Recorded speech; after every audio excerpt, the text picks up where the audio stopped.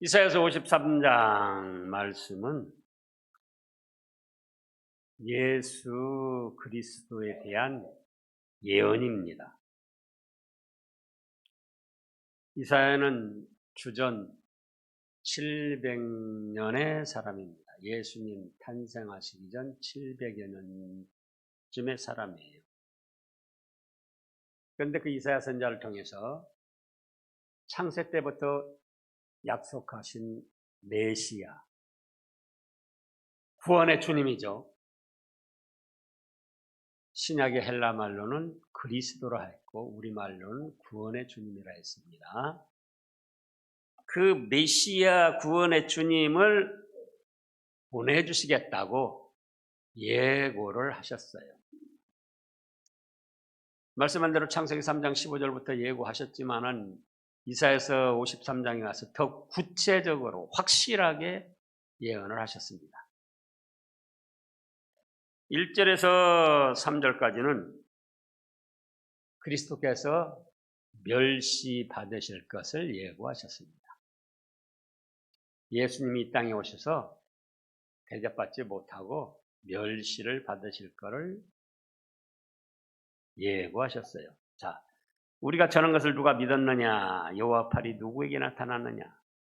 여호와 팔이 누구에게 나타났느냐? 그거는 또 팔이 나타났다 그렇게 생각하면 안 돼. 말씀을 잘 이해를 해야 됩니다. 그럼 뭐냐? 여호와의 뜻, 여호와의 행하심이 누구에게 나타났느냐? 그겁니다. 2절의 말씀은 바로 그리스도께 나타났다 그겁니다. 그는 주 앞에 자라나기를 연한 순 같고, 여기 주는 하나님 아버지십니다. 하나님 아버지 앞에서 자라나기를 연한 순 같고 마른 땅에서 나온 뿌리와 줄기 같아서 고운 모양도 없고 풍채도 없은즉 우리가 보기에 흠모할 만한 아름다운 것이 없었다 그렇습니다.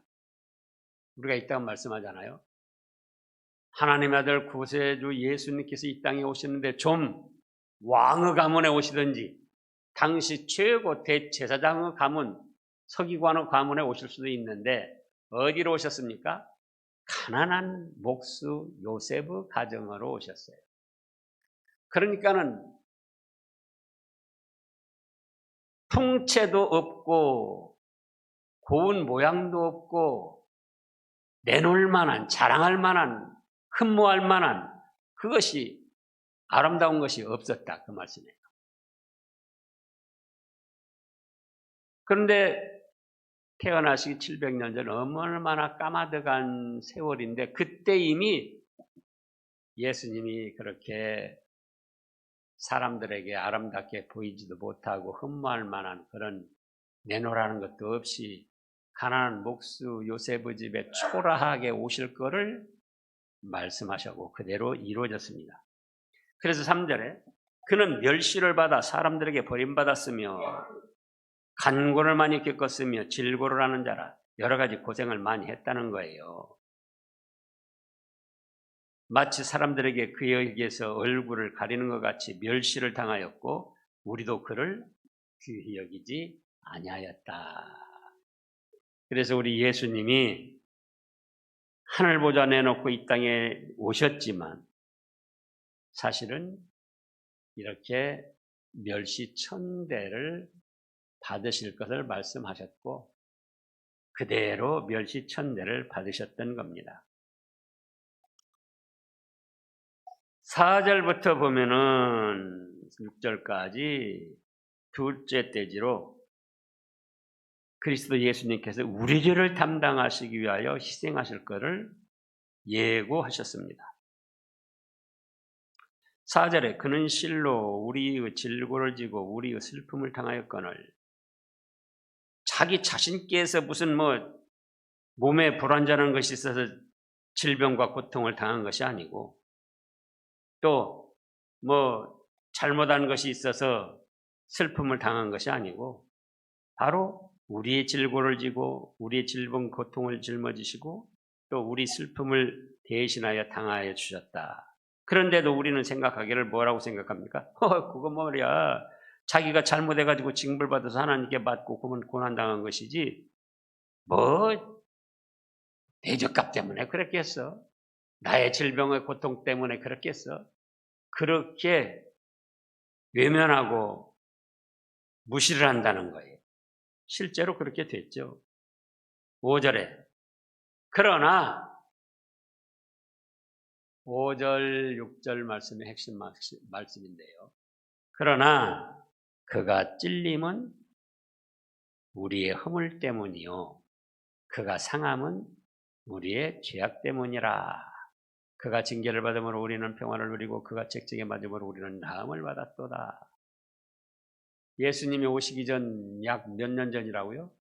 700년 전. 지금부터 700년 전에 생각해보라고요. 우리나라 지금부터 700년 전이면은 언제입니까? 후삼국 시대예요. 후삼국 시대. 고려. 후삼국 시대 지나서 고려. 그 다음에 아니죠. 조선 500년이니까 조선 500년 전이에요. 그러니까 뭐 얼마나 까마득한 시대입니까? 근데 예수님이 오셔서 우리 질고를 지고 슬픔을 당하고 징벌을 받으셨는데 우리는 생각하기를 아이고 그가 잘못해가지고 뭐 징벌받았지 뭐 내 조카 때문에 그랬어? 그렇게 생각하는데 사실은 그가 찔림은 누구 때문이요? 우리의 허물 때문이다. 여기서 죄악을 두 가지로 말씀하셨습니다. 하나는 그가 찔림은 우리의 허물 때문이요. 마음의 찔림을 받으셨고 모든 사람들이 예수님을 배반하고 돌아섰잖아요. 사랑하는 제자들까지. 또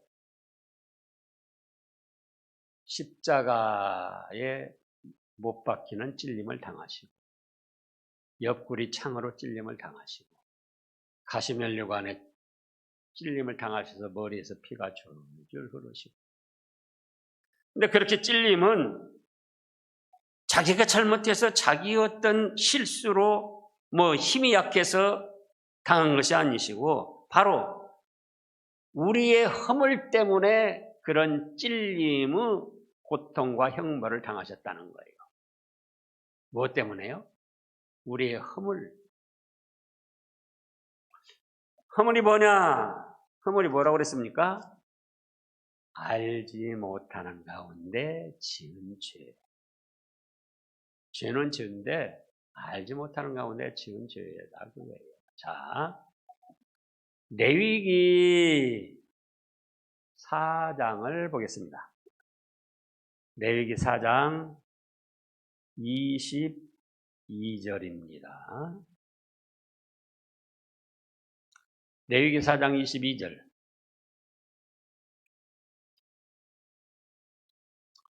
만일 족장이 그의 하나님 여호와 계명 중 하나라도 뭐라고 그랬습니까? 부지 중에 범하여 허물이 있었는데 부지 중이 뭐예요? 알지 못하는 가운데 자기도 알지 못하는 가운데 죄를 졌단 말이에요. 근데 나중에 살았어요. 그가 범한 죄를 누가 그에게 깨우쳐주면 너 그때 너 알지 못하는 건데 지은 죄야. 왜 그걸 죄인데 죄로 깨닫지도 못하고 그래? 그러면 그는 흠없는 순념소를 예물로 가져다가 그 순념소 머리에 안수하고 여호와 번제물 잡는 곳에서 잡을지니 이는 속죄자라 용서해 주세요 하고 회개에 제사를 드린다는 겁니다.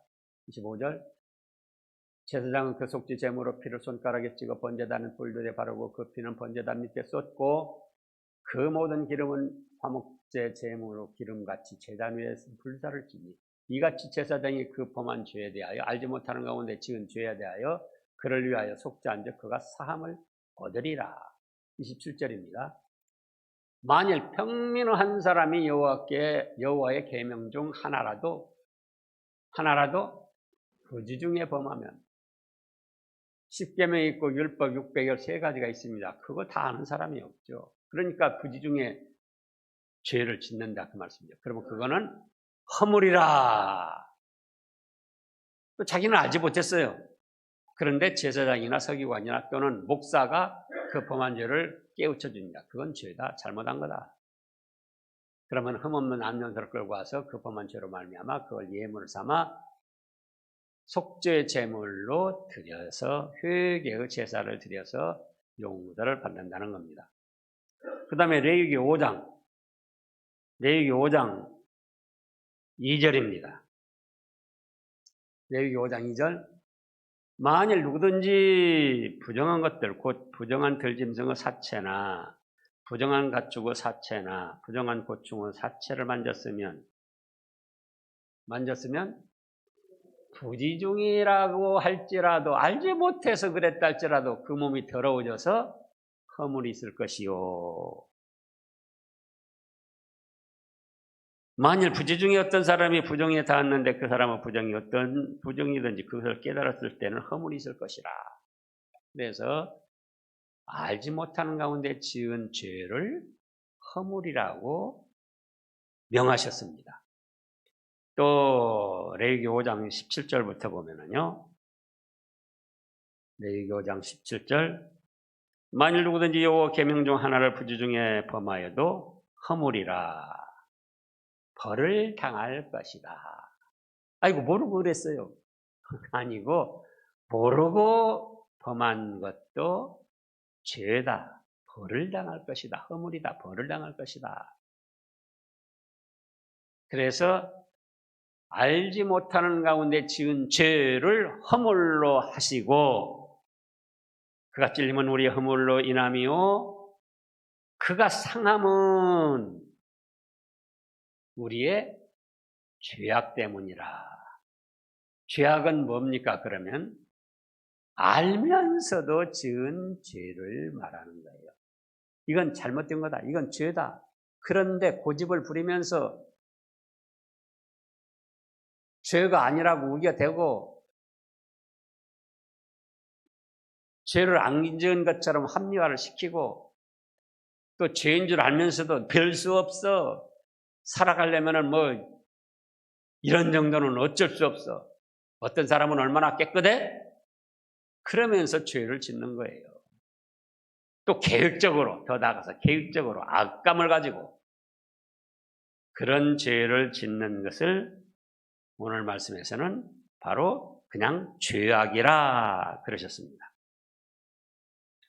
그래서 예수님이 몸도 상하고 마음도 상하고 모든 것이 다 상하셨어요. 우리가 한 사람만 내가 잘해주고 나를 따르던 한 사람만 우리를 배신하고 배반해도 우리가 얼마나 마음이 상하고 몸이 상합니까? 그런데 예수님께는 가장 가깝게는 12제자. 가룟 유다는 그렇다 치고 베드로가 뭐라고 했습니까?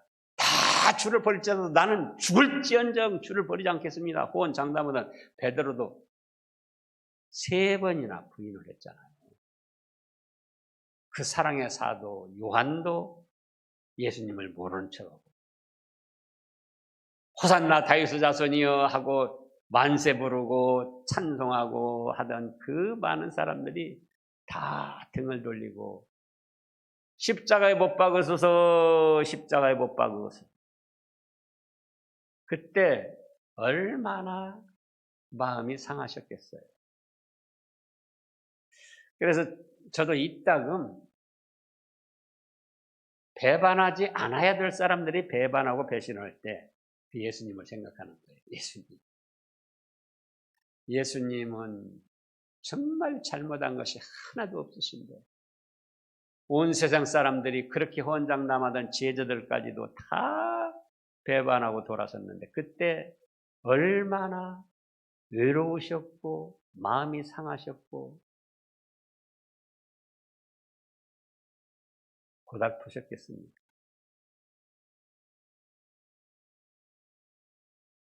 그에 비하면 제가 당한 거는 아무것도 아니군요. 예, 감사합니다. 뭐요? 감사합니다. 여러분들도 누구인가 배반당하고 배신을 당하고 외면당했을 때 예수님이 배신당하고 배반당하고 마음 상하셨을 때 그런데도 그것이 우리의 죄악을 짊어지고 대신 상해 주셨다는 거예요. 그래서 성경 말씀에서 죄악을 크게 나눌 때 두 가지로 허물과 죄라고 정하셨습니다. 시편 32편을 보겠습니다. 시편 32편. 10계명 있고 율법 613가지가 있고 알게 지은 죄는 죄악이고 모르게 지은 죄는 허물인데 그렇게 수많은 율법과 계명이 있어도 그걸 크게는 두 가지로 나누셨다 그거예요. 시편 32편 1절부터 읽어보세요. 허물의 사함을 받고 자신의 죄가 가려진 자는 복이 있도다. 여기서도 허물과 죄를 나누셨어요. 오전에도 말씀이 있었습니다마는 우리가 죄를 안 짓고 살려고 해도 우리가 부패한 성질을 다스리지 못해서 죄를 짓습니다. 또 모르게 허물을 지어요. 허물과 죄를 안 짓는 자가 복이 있지만 허물과 죄가 있어도 가려진 자, 용서받은 자예요. 용서받은 자는 복이 있다. 2절입니다. 마음에 간사함이 없고 여호와께 정죄를 당하지 않는 자는 복이 있도다. 내가 입을 열지 아니할 때 종일 신음함으로 내 뼈가 쇠하였도다. 죄 안 졌어. 잘못한 것 없어. 그러고 나갈 때는 영육간에 피곤합니다. 주의 손이 주야로 나를 누르시오니 내 진액이 빠져서 여름 가뭄에 마름같이 되었나이다. 셀라. 이제 어떻게 합니까? 견디지 못하고 내가 이르기를 내 허물을 여호와께 자복하리라 하고 또 주께 내 아는 죄악을 아뢰고 내 죄악을 숨기지 아니하였더니 곧 주께서 내 죄악을 사하셨나이다. 셀라. 6절이요. 이로 말미암아 모든 경건한 자는 주를 만날 기회를 얻어서 주께 기도할지라. 진실로 홍수가 범람할지라도 그에게 미치지 못하리이다. 이렇게 구약에도 말씀을 하셨어요. 죄를 안 짓고 허물도 안 져야 되지만 연약한 인생들이 어찌하다 보니까 허물도 짓고 죄악을 짓는다 그거예요. 숨기려고 하지 마세요. 합리화시키려고 하지 마세요. 그 나의 허물 때문에 예수님이 찔림을 당하시고 나의 아는 죄악 때문에 예수님이 상함을 입으셨는데 예, 그렇습니다. 주님. 부끄럽고 죄송스럽습니다. 알지 못하는 가운데 지은 죄 자복하오니 용서하여 주시옵소서. 알면서도 이래서는 안 되는데 하면서도 지은 죄 자복합니다. 자백합니다. 용서하여 주시옵소서. 내 허물 때문에 찔림을 당하시고 내 죄악 때문에 상함을 입으시고 십자가에 죽으신 보혈의 공로를 믿습니다. 용서해 주세요. 그 얘기하는 거예요. 또 에베소서 2장에서도 그렇게 말씀을 하셨어요. 신약의 에베소서 2장 1절에 그는 허물과 죄로 죽었던 너희를 살리셨도다. 예수님께서는 알지 못하는 가운데 지은 우리 죄, 알면서도 지은 죄로 우리 영혼이 죽어 있었는데 자신께서 대신 찔림을 당하시고 상함을 당하시고 십자가에 형벌을 당해 주심으로 믿는 자들에게는 허물과 죄를 용서해 주시고 죽었던 영혼을 살려주셔서 하나님의 진노의 자녀에서 하나님을 아버지라 부르는 사랑스러운 관계로 인도를 하셨습니다. 그래서 이제 다시 5절 말씀을 보면은 그가 찔림은 우리의 그 말씀을 생각하세요. 그래, 고난주간에 예수님이 왜 십자가에 찔림 당하시고 가시면류관에 찔림 당하시고 옆구리 창으로 찔림을 당하셨는가? 바로 내가 알지 못하는 가운데 지은 죄 때문에 그랬구나. 예수님께서 온 몸과 마음이 왜 상하시고 마침내 피를 흘리고 죽으셨는가? 내가 알면서도 지은 죄악 때문에 그랬구나. 예수님 감사합니다. 감사합니다. 그가 징계를 받음으로 우리는 평화를 누리고 우리가 하나님 앞에 징계를 받아야 되는데 예수님이 대신 받아주셔가지고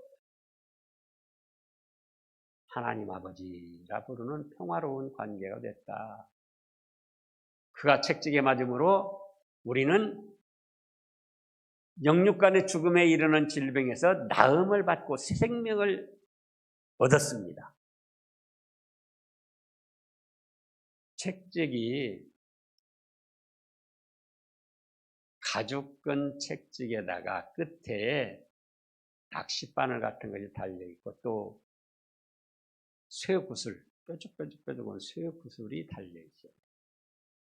그래가지고 그걸로 한번 후려치면 온몸에 착 감기면서 잡아다니면은 낚싯바늘이나 그 쇠구슬 뾰족뾰족한 것이 살을 다 찢고 나옵니다. 그런 책찍을 맞으셨어요. 누가 맞아야 되는데요? 우리가 맞아야 되는데 내가 맞아야 되는데. 그래서 예수님의 이 대속의 은혜를 믿으면 하나님께서는 그 믿음을 보시고 우리의 죄를 용서해 주시고 죽었던 영혼을 살려주셔서 하나님의 자녀 천국 백성으로 삼아 주십니다. 또 그런데 6절에 뭐라고 했습니까? 참 사람들 야속하고 무지해요. 그럼에도 불구하고 우리는 다 양 같아서 그릇 행하여 잘못된 길로 계속 간다는 거예요. 각기 제 길로 갔거늘. 그럼에도 불구하고 여호와께서는 우리 모두의 죄악을 그에게 담당시키셨도다.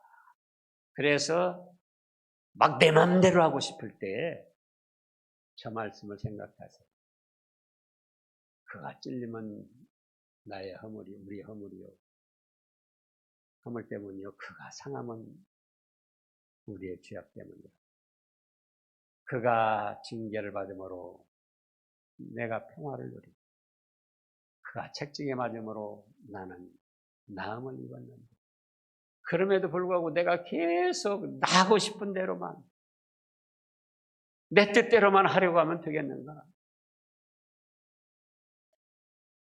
잘못된 양 같아서 내 길로만 가려고 하면 되겠는가? 말씀에 뭐라고 하십니까? 그래, 말씀에 순종하는 사람이 되자. 그래서 순종의 길을 걸어가는 거예요.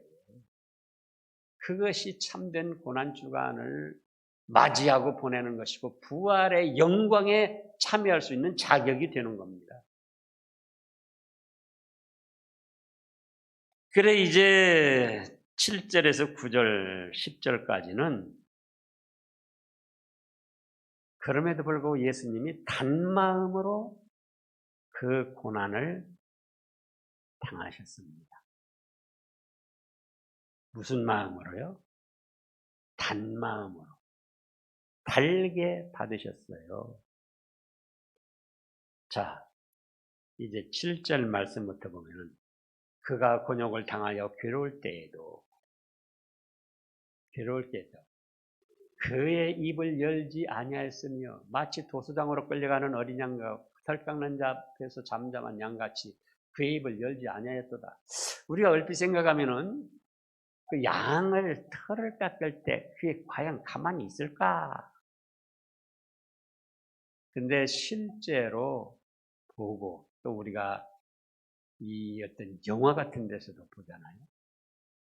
근데 양이 펄펄 날뛰다가도 양 털 깎는 데까지 오는 데는 조금 날뛰어요. 그런데 주인이 털 깎는 기계 착 잡고 착 위어놓으면은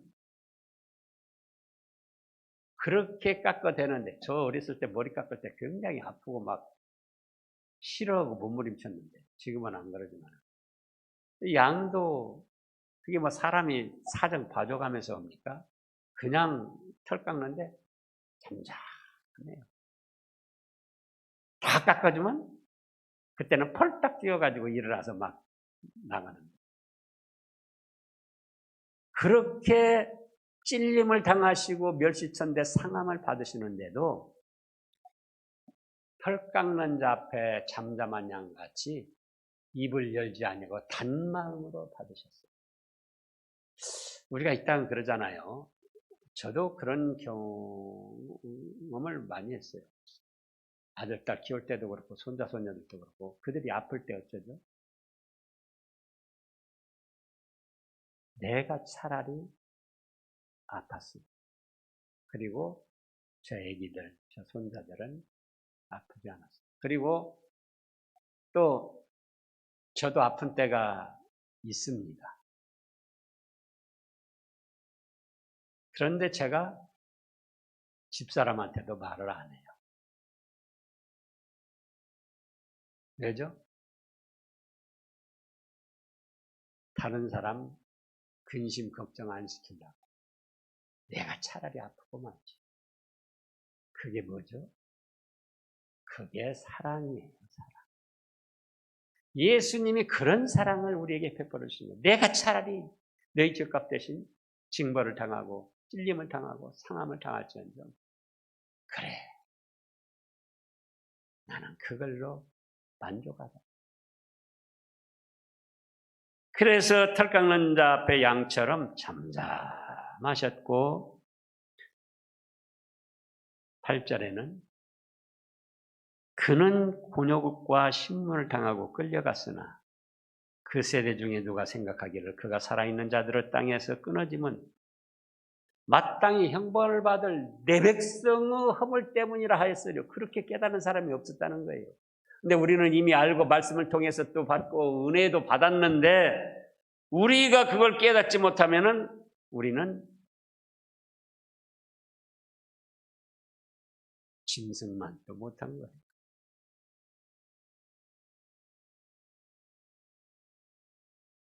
그런 강포를 행하지 않고 9절입니다. 그의 입에는 거짓이 없었으나 그의 무덤은 악인들과 함께 있었으며 그가 죽은 후에 부자와 함께 있었도다. 이 말씀도 또 그대로 이루어졌어요.